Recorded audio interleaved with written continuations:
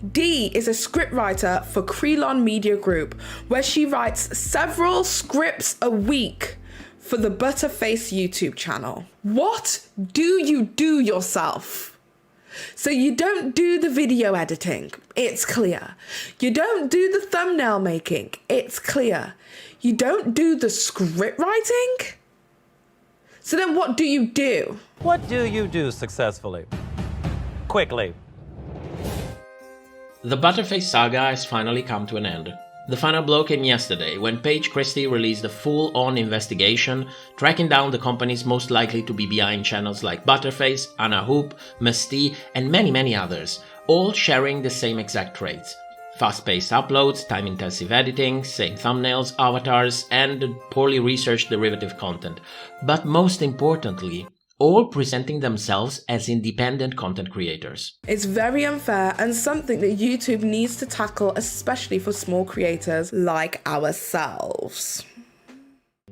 YouTube was once built on the idea that any random person with a camera could start creating content and make it big, just for fun, for the fun of it. Then monetization kicked in, and while it allowed creators to invest time, resources, and effort in creating high-quality content, it also attracted the attention of big companies and businesses who didn't really fail to notice the decline on television on one hand and the rise of YouTube on the other. And I gotta be honest with it, it's hard to compete against companies with dozens of employees, especially if YouTube is your full-time job. It's like saying, hey, let's have a run until the end of the block. Whoever makes it first gets the money to pay rent. Except you're on foot, they're on a Ferrari. But even with that disadvantage, independent content creators still had a very good chance to actually make it here on YouTube. That's because company lacked something that viewers really wanted. Personality, flaws, relatability. People were tired of television not because it's television itself, but because the content felt packaged and disingenuous. People wanted honest opinions, coming directly from other people just like them.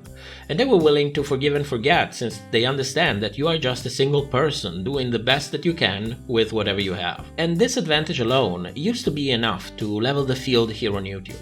You're still running on foot, mind you, but at the end of the block, there is a whole audience waiting patiently for your videos to come out, and they're willing to send you a tip on Patreon to help out. Yeah, maybe it's a little bit of a consolation prize, but they care about you, they feel about you, and they always have a nice word for your good job. They are, in a way, attached to you, they trust you, and they care for you.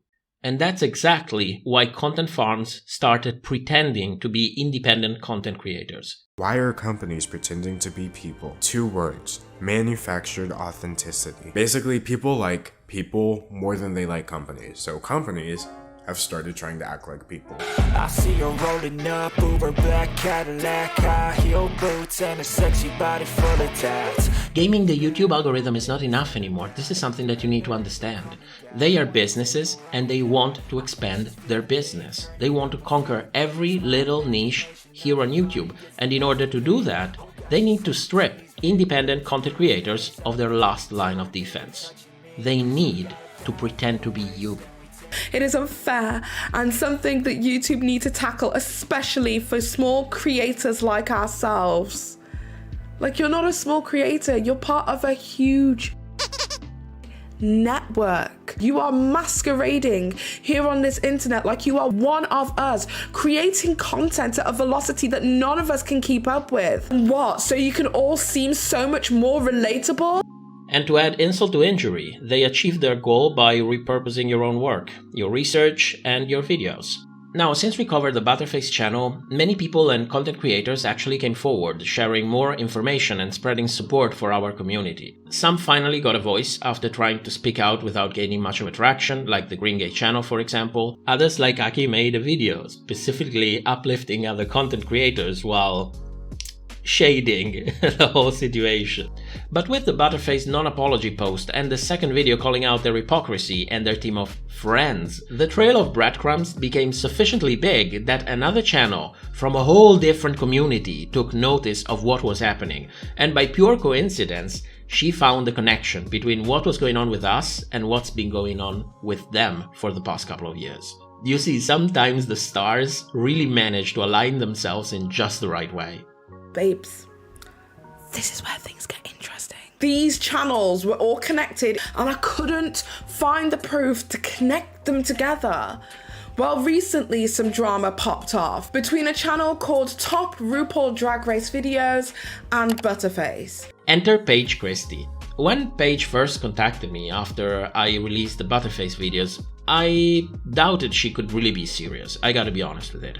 The claims she made seemed way too big to be true. She found channels, she found companies, script writers, and a whole business masquerading as many independent content creators. She had the research, she had the receipts, and she was going to bring this whole situation full circle, once and for all. And I couldn't believe it. I just couldn't believe it. But guess what? I was wrong. Yesterday, she dropped a Hiroshima-level atomic bomb on the companies known as Video Creation Hub and Crealon Media.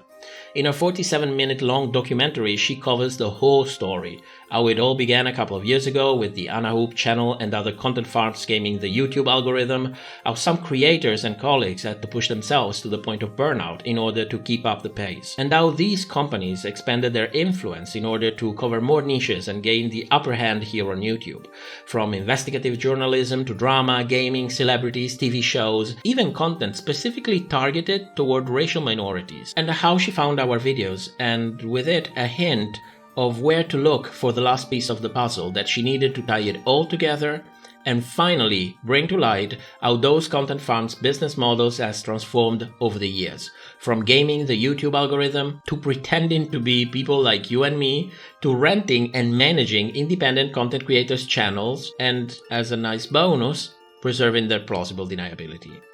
So the Video Creation Hub essentially is a company that considers YouTube profiles as real estate. They do something that they call YouTube automation. They were looking for this editor 6 months ago.